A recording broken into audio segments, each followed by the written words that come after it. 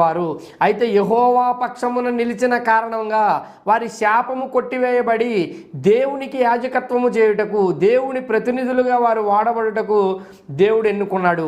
శపించబడిన వారైనప్పటికీ కూడా రక్త సంబంధికులను సైతము లెక్క చేయని వారి నైజము దేవుడికి ఎంతగానో నచ్చింది. ఇందులో మనం నేర్చుకునే శ్రేష్టమైన పాఠం ఏమిటంటే, ఈ భూమి మీద మనకు కూడా కొన్ని బంధాలు ఉంటాయి.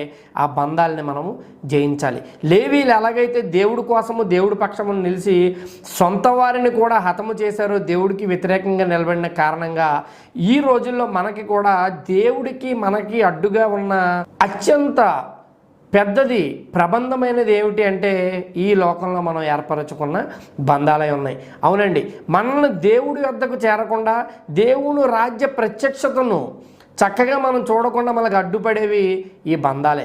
మన పిల్లలు అవ్వచ్చు, భర్త అవ్వచ్చు, భార్య అవ్వచ్చు,